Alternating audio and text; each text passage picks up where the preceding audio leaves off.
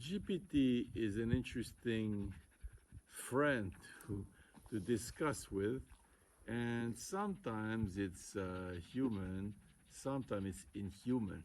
In a funny way, it's inhuman because it easily accepts to recognize its mistake, and but sometimes it's quite human.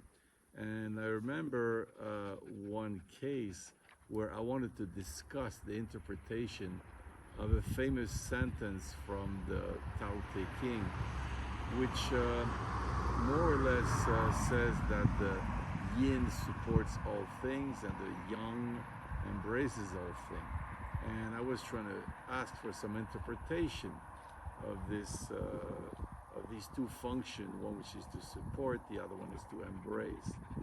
And then what happened is, even though it lasted for a few questions and answers, one of the main point of ChatGPT was to repeat that you cannot separate yin and yang, that they're connected, that they're interconnected, you know.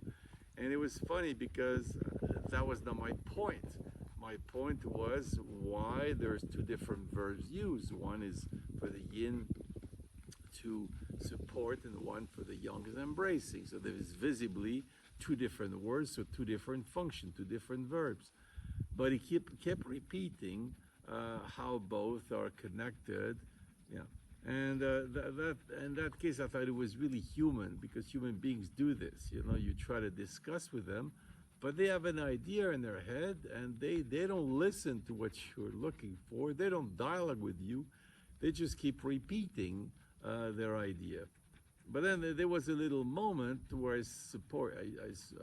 proposed the idea that if the yang embraces, there is some, it means there's some distance. You don't embrace something to which you're totally immediately connected. There must be some distance. And then he didn't like the idea. He kept saying, well, it's not totally disconnected. I said, I never said it was totally distant. I just said there is some distance. And again, he did what a lot of people do. They take a partial thing and they make it a total thing. Yeah? Not seeing that if something is somewhat distant or disconnected, there is, even though there is some connection and some proximity, there is distance. But he really had a hard time to discuss with that. And finally, I had to propose something to explain why there was this distinction.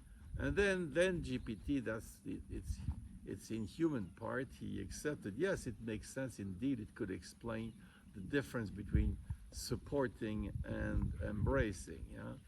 But the main point of where you see this GPT is still very human is that it can get stuck in certain idea, in certain schemes, and keep repeating it without being able to investigate a problem that is being raised. Right?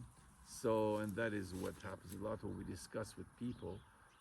Their mind is not plastic. They're not ready to embrace a problem, a dilemma that is proposed to them. They keep, in a way, denying the problem that is proposed, so they don't take up the challenge of the issue that is being raised, but just keep repeating what they know, keep repeating the same idea. So I thought it was an interesting problem I met with GPT, ChatGPT, showing that it's a very human product.